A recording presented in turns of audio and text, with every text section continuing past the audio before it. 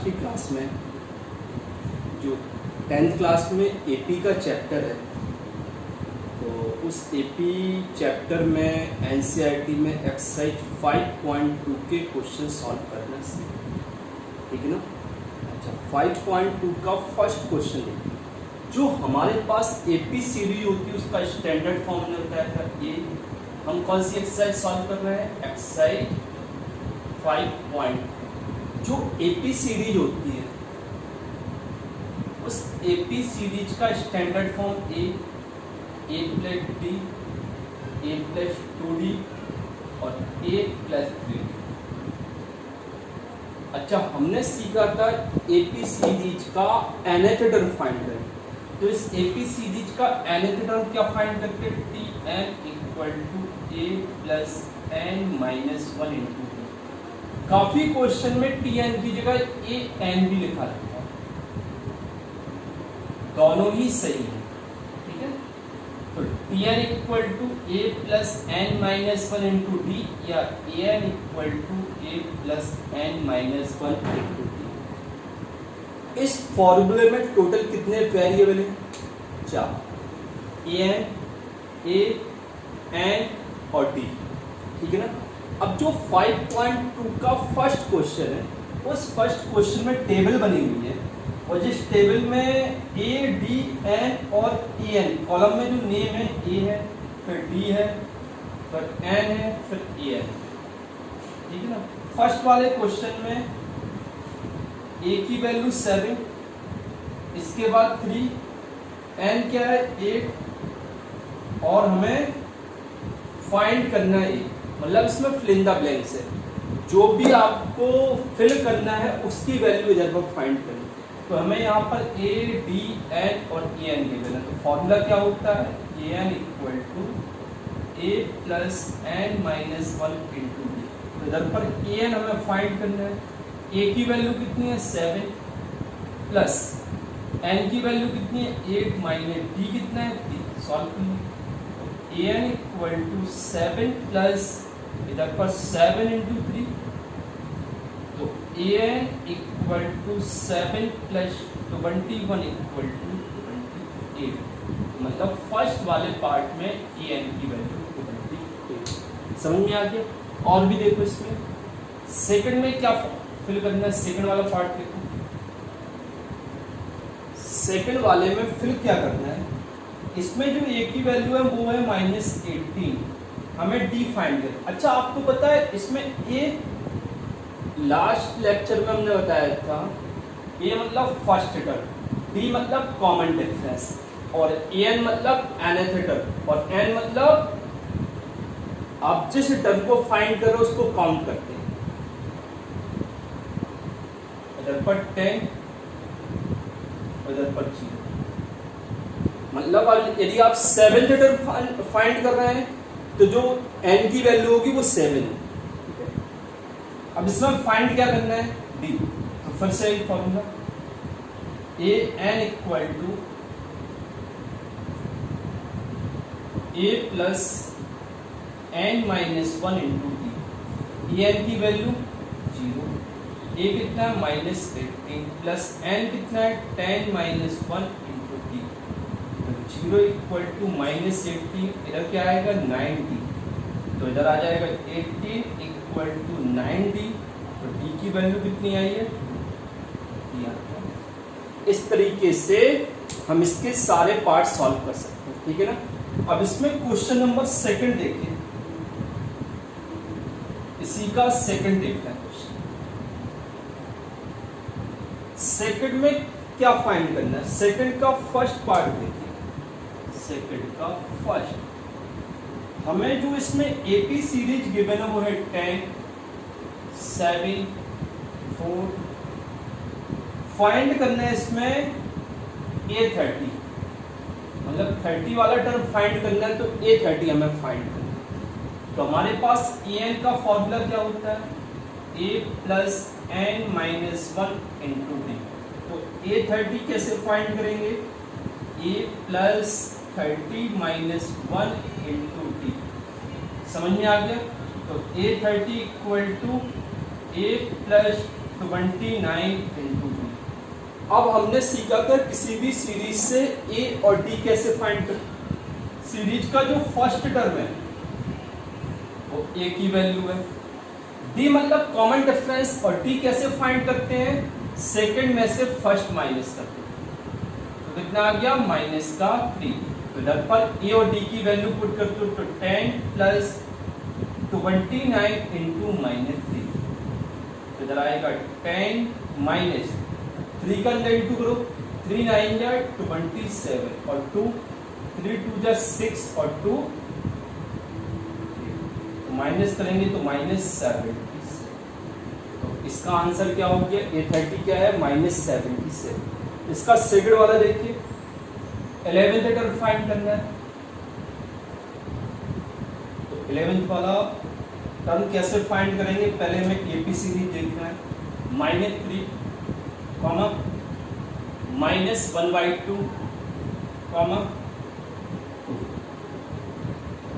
अब इसमें हमें एपी सीरीज गिवन है जिसका 11th टर्म फाइंड करना है। तो हमें क्या फाइंड करना है, A11। तो A11 मतलब A plus 11 minus 1 into d, तो A प्लस 10D। अब A मतलब क्या होता है इस सीरीज का फर्स्ट टर्म, तो A इक्वल टू -3। D क्या होता है, कॉमन डिफरेंस, मतलब सेकंड में से फर्स्ट माइनस करेंगे। तो सेकंड माइनस फर्स्ट समझ में आ गया। तो माइनस ऑफ फर्स्ट की वैल्यू -3, तो D इक्वल टू क्या आ गया, माइनस ऑफ हाफ प्लस 3। तो D की वैल्यू 2 एलसीएम आएगा, तो -1 प्लस 6 इक्वल टू 5/2। अब इधर पुट कर दीजिए, A की वैल्यू -3 प्लस 10, D कितना है 5/2। इससे कैंसिल करो 5 आएगा, तो इधर हो जाएगा -3 प्लस 25 इक्वल टू कितना आ जाएगा 23। तो A11 इस सीरीज का कौन सा टर्म होगा, A11 की वैल्यू कितनी है 22। समझ में आ गया। अब देखिए थर्ड वाले क्वेश्चन। थर्ड वाले क्वेश्चन में वो कह रहा है कि जो आपके पास बॉक्स बने हुए हैं missing terms in the box, तो बॉक्स में हमें मिसिंग टर्म फाइंड करना है। थर्ड का फर्स्ट वाले में पहले 2 है, फिर बॉक्स बना हुआ है और फिर क्या है 26। तो इन बॉक्स को फिल करने के लिए इसमें टोटल कितने टर्म है, 3 टर्म। तो यहाँ पर स्टैंडर्ड सीरीज का यूज करते हैं। पहला टर्म A, दूसरा A प्लस D, तीसरा A प्लस 2। ठीक है, तो हमें यहाँ पर क्या फाइंड करना है, इस वाले बॉक्स की वैल्यू। तो इस वाले बॉक्स की जगह A प्लस D। यदि हमने 3 टर्म लिया तो स्टैंडर्ड सीरीज में, एपी के स्टैंडर्ड सीरीज में पहला टर्म A, दूसरा A प्लस D और तीसरा A प्लस 2D। 4 टर्म होंगे तो A plus D, A plus 2D, A plus 3D। ऐसे ही जितने भी टर्म होंगे उसके अकॉर्डिंग हमें यहाँ पर कंडीशन लेनी पड़ेगी। अब कंपेयर करो, A की वैल्यू 2, A प्लस D तो फाइंड करना है। जो वैल्यू हमें जिस टर्म की वैल्यू गिवन है उस टर्म की वैल्यू लेंगे। तो A की जगह 2 और A प्लस 2D की जगह 26। तो यहाँ पर हमें A और D की वैल्यू फाइंड करनी पड़ेगी, तभी इस वाले बॉक्स की वैल्यू आएगी। तो देखो A की जगह 2 प्लस 2D इक्वल टू 26, तो 2D इक्वल टू 26 माइनस 2, तो 2D इक्वल टू 24। तो D की वैल्यू कितनी आएगी 12। D की वैल्यू 12 आ गई, तो सेकंड बॉक्स की क्वांटिटी कितनी है A प्लस D। तो A कितना है 2, 12 कितना आ गया 14। तो यहाँ के आंसर समझ में आ गया। अब सेकंड वाला क्वेश्चन देखिए। जितने भी बॉक्स हैं सभी बॉक्स को आप फिल कर सकते हो, बस आपको स्टैंडर्ड फॉर्म जो एपी की सीरीज होती है ना, उस स्टैंडर्ड फॉर्म के अकॉर्डिंग सॉल्व करना। तो पहला बॉक्स कॉमा 30, फिर इसके बाद बॉक्स, फिर क्या है 3। तो इसमें 4 टर्म है, तो एपी के 4 टर्म क्या होंगे, A plus D, A plus 2D, और a प्लस 3d। इसमें किस किस की वैल्यू गिवन है, हमें फाइंड क्या करना है, a और a प्लस 2d, क्योंकि इस बॉक्स की वैल्यू a है और थर्ड वाले बॉक्स की value a plus 2d। Given क्या है, a plus d equal to 13 given है और a plus 3d equal to 3 given है। माइनस कर दो तो इधर ये कैंसिल हो गया, इधर आएगा -2d इक्वल टू 10 आ जाएगा, तो d की वैल्यू -5। अब d -5 दोनों में से किसी एक में पुट कर दो, तो a plus d equal to 13, तो इधर पर d की जगह -5 पुट करो 13, तो a की वैल्यू कितनी हो गई है 18, a की वैल्यू 18 आ गई। तो फर्स्ट टर्म मतलब पहला जो बॉक्स है, फर्स्ट बॉक्स, उधर क्या था a मीन्स सेकेंड बॉक्स, मतलब सेकेंड की वैल्यू तो 13 है, थर्ड वाले बॉक्स, इस वाले बॉक्स की वैल्यू कितनी होगी a प्लस 2d, तो a की जगह 18 प्लस 2 इंटू डी की जगह -5, तो इधर आएगा 18 और -10 इधर आ गया 8, तो फर्स्ट बॉक्स की जगह 18 और इधर पर 8। समझ में आ गया ना। तो हमें क्या करना है, जो हमारे पास थर्ड क्वेश्चन में फर्स्ट सेकंड थर्ड जितने भी पार्ट है उसमें जो बॉक्स बना हुआ है उसमें मिसिंग टर्म हमें फाइंड करना, तो जितने भी टर्म हो उसके अकॉर्डिंग हमें इस टाइप की कंडीशन लेनी पड़ेगी। अच्छा, इसका सबसे लास्ट वाला देख लेते हैं, फिफ्थ वाला। फिफ्थ वाले में देखिए,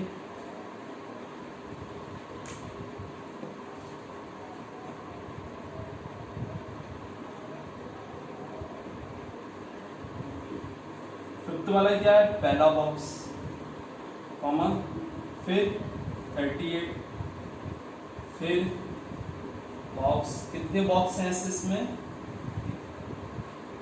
फिर -20। अब देखिए इसमें टोटल कितने टर्म है, 1 2 3 4 5 6।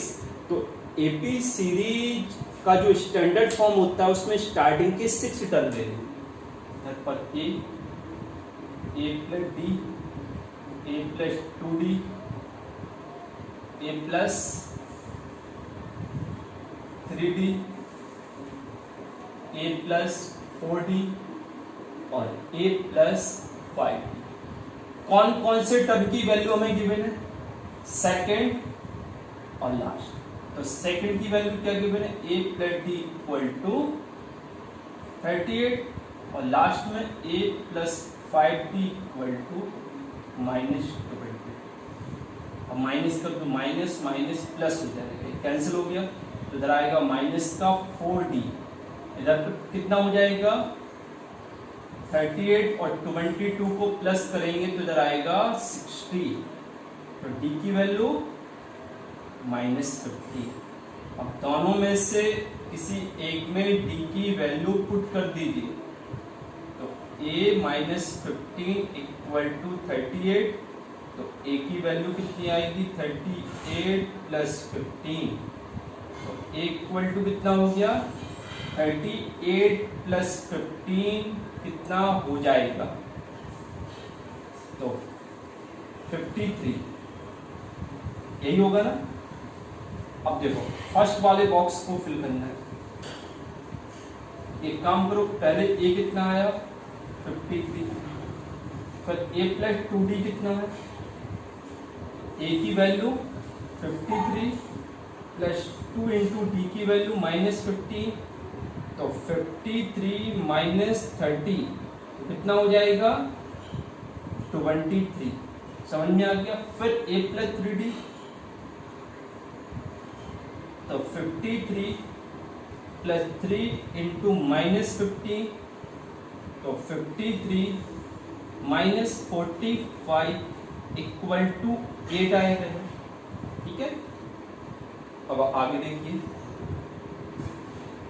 a प्लस 4d फाइंड करना है, तो a की जगह 53 प्लस 4 और d की वैल्यू -15, तो 53 -60 इक्वल टू -7। फर्स्ट बॉक्स में जो वैल्यू आई वो 53, इसके बाद जो नेक्स्ट बॉक्स है उसमें 23, फिर इसके बाद 8 और इसके बाद -10। समझ में आ गया? तो इस तरीके से हम थर्ड वाले पार्ट के सारे क्वेश्चन सॉल्व करेंगे। आगे देखिए,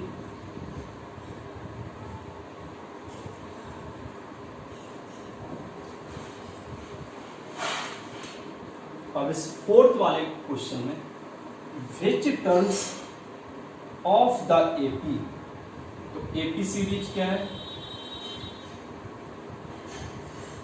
3, 8, 13, 18 और 12,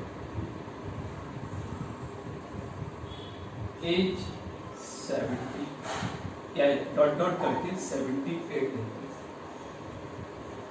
अब क्वेश्चन में ये क्या रहा है, क्वेश्चन नंबर 4 में एक एपी सीरीज है और इस एपी सीरीज में 78 इस सीरीज का कौन सा टर्म है वो फाइंड करना। तो जब भी ऐसा कोई क्वेश्चन आए कि कोई टर्म मतलब कोई वैल्यू सीरीज का कौन सा टर्म है, कोई वैल्यू, जैसे इस वाले क्वेश्चन में देखिए फोर्थ वाले में which term of the AP is 78। तो क्वेश्चन समझिए 78 इस सीरीज का कौन सा टर्म है, तो सीरीज लिखा और 78 हमने लास्ट में कर दिया। जब भी ऐसा कोई फॉर्मेट है तो यहां पर 78 इस सीरीज का कौन सा टर्म है, तो सबसे पहले हम ये करेंगे, इस सीरीज में टोटल कितने टर्म है? n terms. ठीक है, हमारी बात समझ में आ गई। हमने सीरीज बना दी है, स्टार्टिंग के टर्म लिख दिया 78, इसके लास्ट में लिख दिया और फिर हम कहेंगे कि सीरीज में टोटल n टर्म्स है। तो 78 इस सीरीज का कौन सा टर्म होगा? nth टर्म होगा। यदि हम कहें 1 2 3 5 7, इस सीरीज में कितने टर्म है? 5 टर्म है। तो फिफ्थ टर्म कौन क्या होगा? लास्ट वाला टर्म। समझ में आ गया ना? ऐसे सीरीज में n टर्म्स है तो tn क्या होगा? सीरीज का लास्ट वाला टर्म। ठीक है, अब इधर देखिए tn मतलब 78 प्लस an 78 है तो an मतलब a plus n minus 1 into d equal to 70, क्योंकि an का यही फॉर्मूला होता है। a की जगह 3 प्लस n की जगह n तो हमें फाइंड करना है। d means common difference second minus first, 5 equal to 78। तो इधर आएगा n minus 1 into 5 equal to 78 minus 3, तो n minus 1 into 5 equal to 75, तो n minus 1 equal to 75 upon 5, तो n माइनस 1 इक्वल टू 15 होगा शायद, तो n की वैल्यू 16।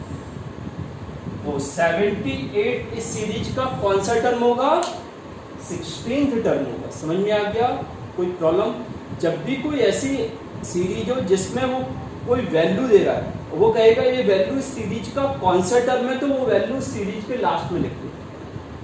और फिर तो इस सीरीज में जो 78 टर्म है, 78 जो वैल्यू है, तो हम क्या करेंगे? पूरी सीरीज में टोटल n टर्म्स हैं, ऐसा हम कंसीडर करते हैं।